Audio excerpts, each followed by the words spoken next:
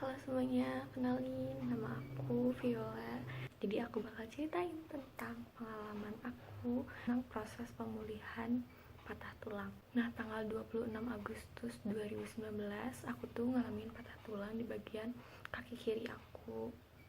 Nah, jadi di bagian ini tulang keringnya tuh patah, sama bagian ankle-nya tuh juga kena.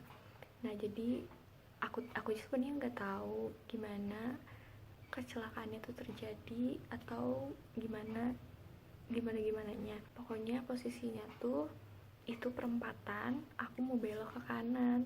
Nah, berarti aku harus nunggu dari arah depan tuh pada mau kosong dulu. Nah, entah bagaimana tiba-tiba aku tidak sadar diri, terus aku sadar-sadar tuh udah di pinggir, udah di pangkuan ibu-ibu, makasih pokoknya udah nolong. Nah, di pangkuan ibu-ibu, terus aku tuh ngerasanya kaki aku tuh bener-bener sakit banget gitu. Terus udah ya pendarahan juga, sebenarnya bukan kaki aku doang yang sakit, tapi kepala aku juga sakit, badan tuh bener-bener ngerasa sakit banget. Nah, kaki aku makin kerasa sakit, aku tuh gak berani banget ngeliat kaki aku, padahal saat kecelakaan aku tahu persis kaki aku tuh kenapa-napa, karena aku udah ngerasa kayak kaki tuh udah mau copot, bener-bener mau copot banget gitu. Maksudnya kan kaki kita harusnya gini ya, itu tuh bener-bener udah ya udah mau tinggal aku udah ngerasain banget sih, sebenarnya aku nggak ngeliat, cuman aku ngerasain itu kaki aku tinggal di bagian sininya doang.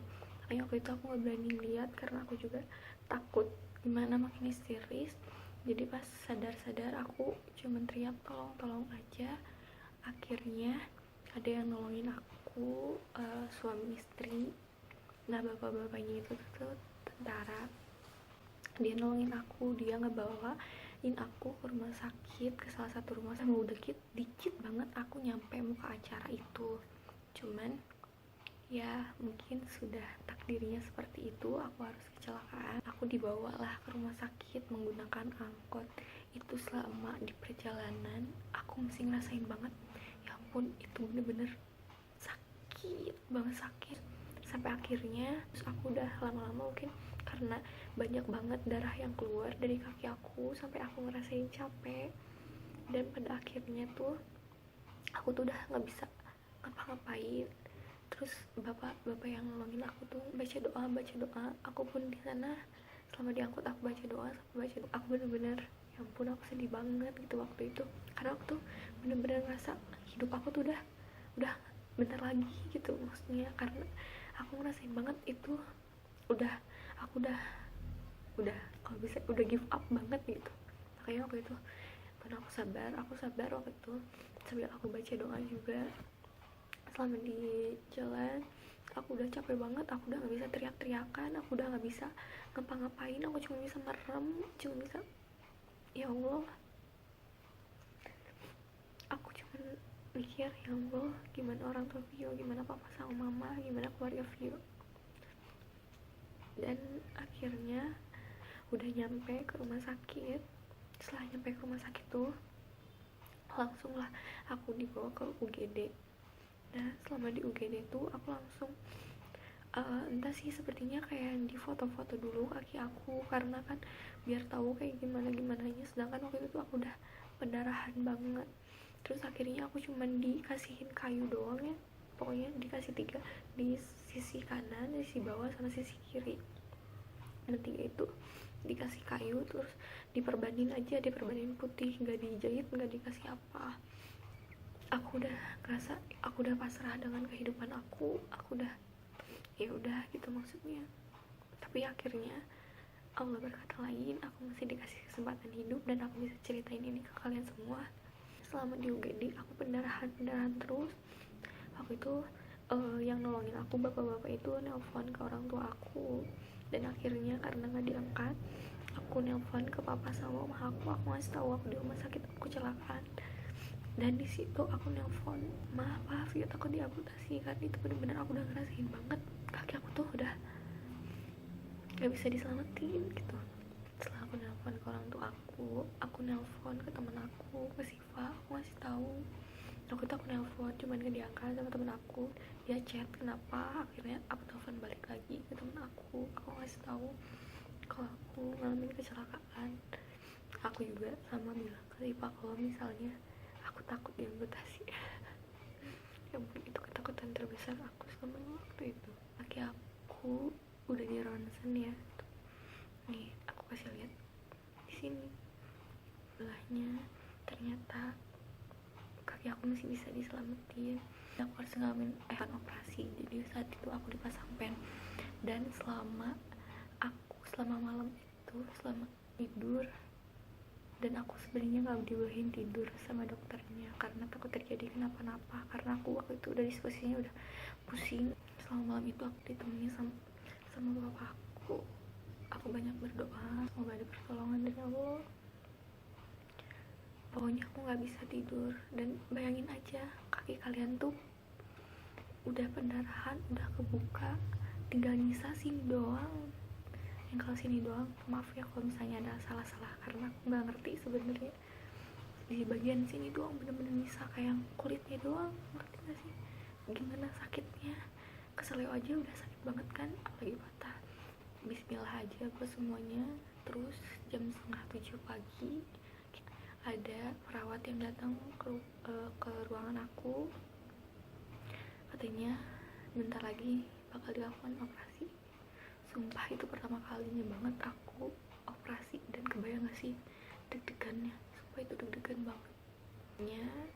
Aku bisa melakukan operasi, aku masuk ke ruangan operasi itu, dan pas di situ aku dibius dari punggung.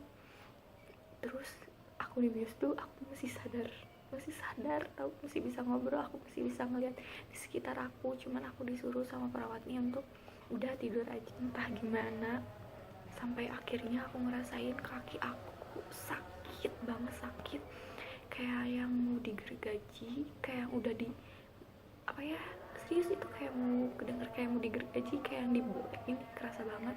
Di situ aku bilang, dok sakit dok, padahal dari situ aku tertidur dari jam 7 sampai jam 12 atau jam 1, berarti sekitar 6 jam aku dioperasi. Setelah aku beres operasi, aku nggak langsung sadar. Aku tuh baru sadar setelah 1 jam. Berarti aku sadar sekitar jam 1:30-an. Di situ aku bangun, aku nggak bisa ingat apa-apa. Aku cuma bisa ngelirik lurus ke depan, kanan kiri. Aku kayak ngerasa aku di mana, aku ngapain. Aku di sana nggak bisa sama sekali ngomong. Aku tahu di situ ada mama aku, terus kebetulan ada teman-teman aku, teman-teman moka dari aku di sana. Teman-teman moka aku pengen ngomong, cuman aku bener-bener nggak bisa ngomong di situ. Aku pengen ngomong, manggil mama aku aja, aku nggak bisa di sana. Pas waktu itu aku udah rada ingat, aku refleks ngelihat kaki aku. Alhamdulillahnya kaki aku ternyata masih bisa dipasang pen. Ini hasil ronsen setelah aku operasi pertama. Selama hampir seminggu lebih deh kayaknya. Aku tuh kecelakaannya di Senin. Hari Jumat pagi tuh dokter nanyain, kamu dibolehin pulang kalau misalnya nggak kejadi apa-apa sama aku, kalau hasilnya udah bagus semuanya. Tapi ternyata dokter nanyain ke aku nih pas hari Jumat tuh, muka kamu emang kayak gitu ya, muka kamu emang putih kayak gitu ya. Terus aku bingung, gak tahu atuh dok, karena aku juga bingung ya sama muka aku, emang kenapa sama muka aku. Sampai akhirnya aku dites darah.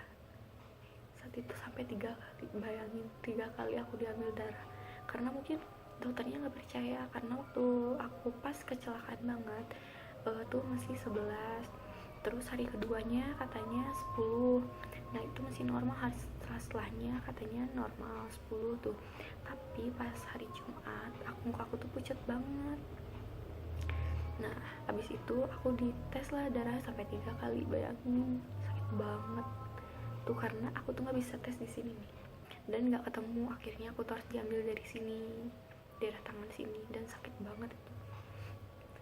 Akhirnya hasilnya HB aku tuh di bawah 6. Aku harus transfusi darah. Bayangin, aku selama ini aku belum pernah transfusi darah, tapi waktu itu aku harus transfusi darah. Ya ampun, dan di situ selama transfusi darah tangan aku pegel banget. Jadi aku tuh harus transfusi 3 lagu. Aku tuh pas dikasih tahu aku kurang darahnya tuh kan sore hari, karena golongan darah aku tuh AB, katanya AB itu susah. Nah makanya disuruh keluarga disuruh jaga-jaga waktu itu. Tapi alhamdulillah di rumah sakit itu kebetulan ada transfusi darah yang AB. Pokoknya aku berasa semuanya tuh dimudahkan. Setelah itu pokoknya aku transfusi darah selama 2 hari, pokoknya dari malam dilanjutin lagi pagi. Nah pagi udah beres, dari pagi itu pokoknya beres. Siang tuh udah beres 2 transfusi darah. Siangnya aku disuruh istirahat dulu. Pas hari Sabtunya tuh, Sabtu sorenya baru aku pasang transfusi darah lagi. Beresnya tuh kalau nggak salah malam. Dan di situ aku ngerasain di rumah sakitnya tuh alhamdulillahnya semuanya pada baik-baik, perawatnya juga pada baik-baik, ramah-ramah, pada care semua. Padahal itu pengalaman aku. Setelah itu aku hari Minggunya atau hari Senin aku dibolehin pulang, dan itu aku senang banget karena aku udah ngerasain bete banget selama pas di rumah sakit, karena aku udah kesel banget. Yang biasanya aku kemana-mana nih ya, terus aku harus diem berbaring doang selama 3 minggu. Aku nggak bisa pakai tongkat, dan aku emang nggak dibolehin dulu pakai tongkat.